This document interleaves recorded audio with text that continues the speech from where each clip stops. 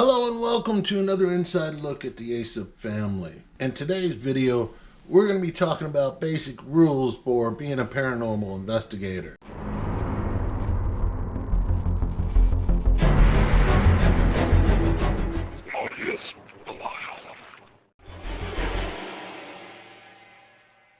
So you've decided that you want to be a paranormal investigator.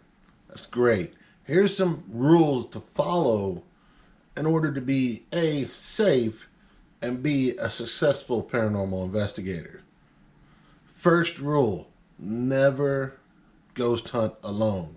A lot of reason for this, mainly safety. If you're out in the middle of somewhere and you're doing this stuff by yourself, if you have nobody else there with you, nobody to help you out in case you get in some trouble. Also, if you witness anything, a rule that Asup has is that if you witness something by yourself without any evidence, it's an interesting story, but that's as far as it can go. So, always make sure you have someone with you. Second rule, always tell somebody where you're going. Not just a person you're going with, somebody that's actually back at home, just in case something happens and you get stuck wherever you're going, or something happens and you come up missing. Rule number 3, always wear appropriate clothing for where you're going. If you're going out to the woods, make sure you wear some long pants and some boots. If you're going through somebody's house, make sure you have some clean shoes on.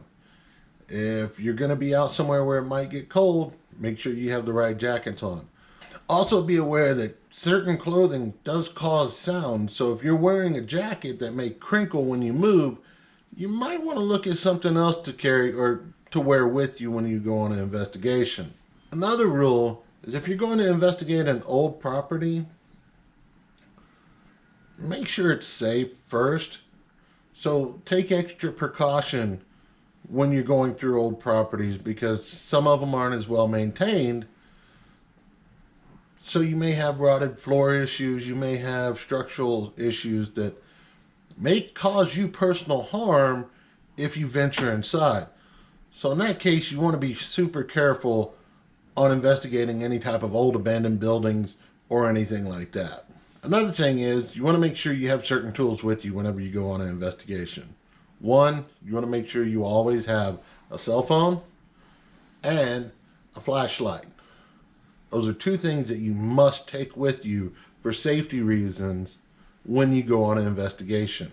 Make sure to check the weather before you go on an investigation as well. If it's going to be very cold, you want to dress appropriately. If it's going to rain, if it's high humidity, if there's a high pollen count.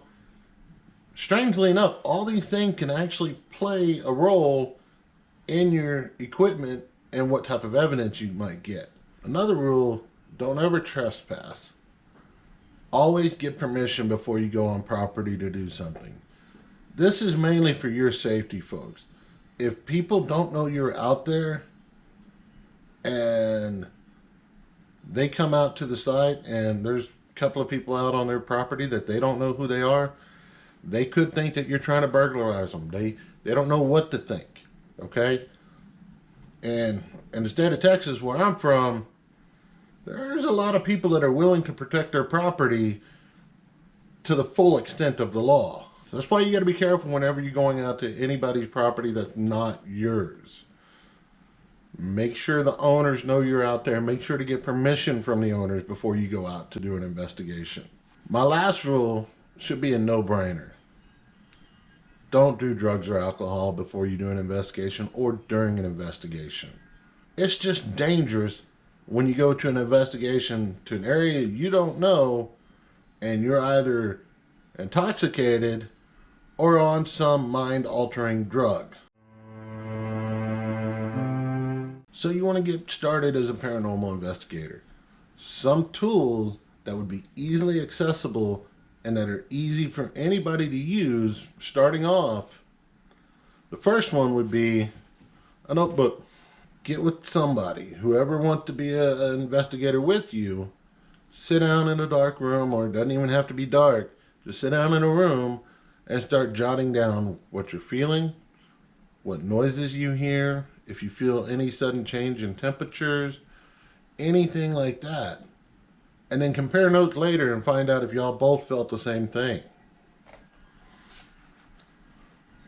Another tool you can get a hold of pretty easily is a voice recorder. Like I said in one of my previous videos, EVPs make up our bread and butter when it comes to evidence. In today's world, everybody's carrying one of these, and you can simply use a cell phone in order to do an investigation. It has voice recorder apps on it, and you can also take photos with it. That's the easiest way to get started as a paranormal investigator. Thanks for checking out the video. If you like this one, please subscribe below.